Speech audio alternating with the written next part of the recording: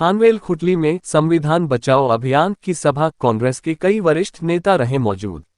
एक महत्वपूर्ण राजनीतिक कार्यक्रम के तहत कल दिनांक 23 मई 2025 को दोपहर 3 बजे खानवेल खुटली में संविधान बचाओ अभियान का आयोजन किया गया। प्रदेश में जनता की समस्याओं को लेकर कांग्रेस पार्टी ने कमान संभाल ली है और पार्टी के प्रदेश अध्यक्ष प्रभु टोकिया के नेतृत्व में ये सभा आयोजित की गई। इस कार्यक्रम में विशेष रूप से महाराष्ट्र के पूर्व गृहमंत्री और ऑल इंडिया कांग्रेस कमेटी के दादरा एवं नगर हवेली, दमन दीव और गोवा के प्रभारी in charge Manik Rao Thackeray, ICC secretary doctor Anjali Nimbalkar, all India Congress committee के आदिवासी सेल के राष्ट्रीय अध्यक्ष विक्रांत भूरिया मुख्य अतिथि के तौर पर मौजूद रहे।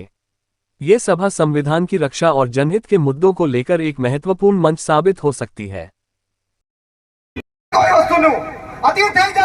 कृष्ण भगवान में कीधेलू के युद्ध ज कल्याण वो बात बस स्पष्ट है। तमने खबर साथियों, दादरा नगर हवेली सैला ज्यारथी प्रशासक प्रफुल्ल पटेल नामनो प्राणी आवेलो छे दादरा नगर हवेलीमां, त्यारथी संविधान कानून અને આપણા ચૂંટાયેલા જનપ્રતિનિધિ હોય, સાંસદ હોય કે આપણા જે એમપી છે કે સરપંચ હોય, તમામ એ લોકોના તલવાર ચાટવાળા બની ગયેલા। તમને ખબર હાલમાં આ આપણું બાસરા પરિવારનું ઘર તોડવામાં આવ્યું।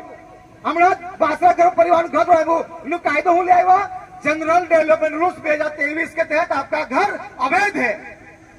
શું કહેવામાં આવ્યું? દાદરા નગર હવેલીમાં તમામે તમામ ઘર આ ભાજપની સરકાર, આ મોદી સરકારે, આ પ્રફુલ્લ પટેલે અને એના તલવાર ચાટોળા અધિકારીઓ મળીને આપણા ઘરોને અવૈધ ઘોષિત કરી દીધા છે। આપણા જે બાપ દાદાની જંગલ જે આપણી જમીન છે એ જમીનમાં જે ઘર બાંધે છે એ કહે કે 40, 50, 60, 70, 100 વર્ષથી બી પહેલાથી આપણે રહીએ અહીંયા। આપણા બાપ દાદા જમાને થઈ રહીએ અને એ ઘર એ લોકો હવે ઘોષિત કરી દીધા। અરે એક સાઈડ તમે સરકારી જમીન ઉપર પ્રધાનમંત્રી આવાસ યોજના તહેત ઘર બનાવીને આપણા પરપ્રાંતીય સમાજના લોકોને તમે ફ્લેટ આપી રહ્યા છે, બહુ સારી વાત છે। અને બીજી સાઈડ અહીંના મૂળ લોકોના અને સ્થાનિય જનતાના તમે ઘર લોકો તોડી રહ્યા છે। આ કેવા કાયદા વસ્તુઓ?